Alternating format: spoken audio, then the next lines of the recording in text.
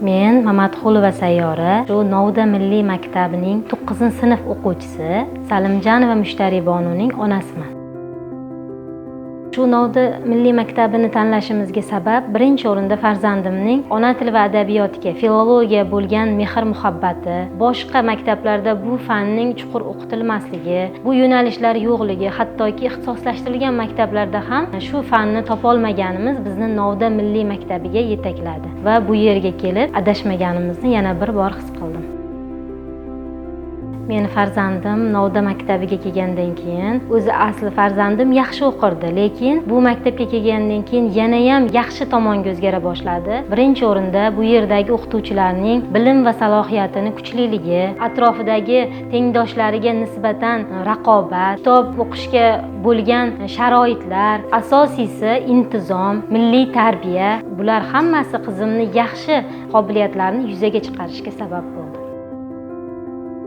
Eng birinchi yutuqlardan biri hozircha yaqinda o'tkazilgan ona tili va adabiyot fanidan fanlar o'rtasida tuman olimpiadasida birinchi o'rinni oldi va yaqinda bo'lishi kutilayotgan 1-noyabr va 2-noyabr kunlari bo'lib o'tayotgan milliy sertifikat imtihonlariga tayyorlanmoqda va shu yerda har hafta o'tkazilayotgan MOOC imtihonlarida yaxshi natijalarni qo'lga kiritmoqda. Birinchi o'rinda menga Novda milliy maktabida, endi har kimning shaxsiy fikri bor, meni o'zimning shaxsiy fikrim, birinchi o'rinda sanitariya gigiyena talablari, tozalik va sog'lom va sifatli ovqatlanish. Ko'pchilik o'ylaydi, sog'lom va sifatli ovqatlanish muhim emas deb o'ylaydi, lekin insonni yaxshi bilim olishida birinchi o'rinda tozalik va sog'lom ovqatlanish turadi. Mana meni kasbim hamshirada. Hamshira sifatida ayta olamanki, agar farzandingiz sog'lom va sifatli ovqatlansa, uning bilim olishiga bu o'ta katta yordam bo'ladi.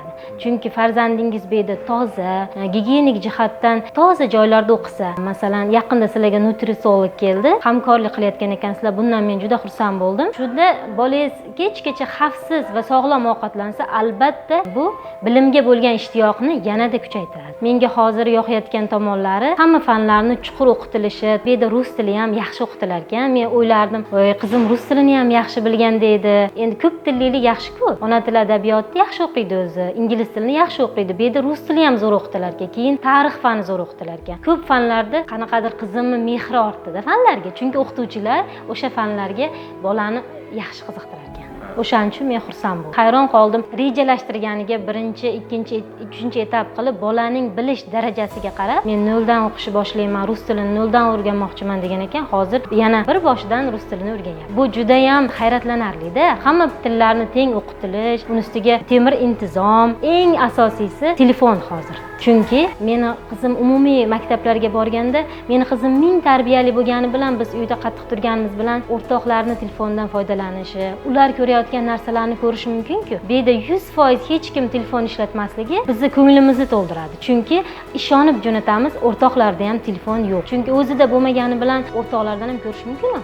Bu yerda 100% hech kimda bo'lmasligi bizni bemalol ish jarayonlarida o'ylanmasdan qizimizni shu yerga jo'natishimizga bu juda katta yordam beradi.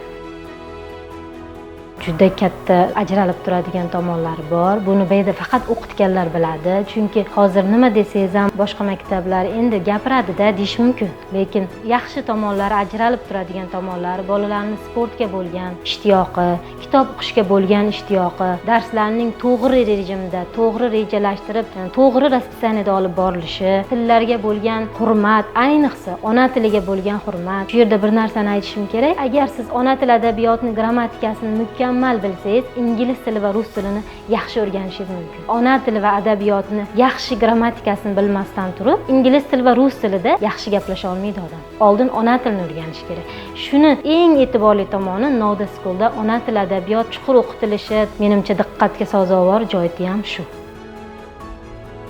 Barcha ota-onalarga tavsiya qilgan bo'lardim. Farzandini kelajagi uchun, farzandini yaxshi o'qishi, doim nazoratda bo'lishi uchun, har doim undan xavotirda yurmasliklari uchun, o'qituvchilarni eng yaxshilari shu yerda ishlaganligi uchun, boshqa fanlarga nisbatan ham farzandingizda qiziqish uyg'otadigan darajada fanlar yaxshi o'qitilishiga men o'zim ishondim va boshqalarga ham shuni tavsiya qilardim.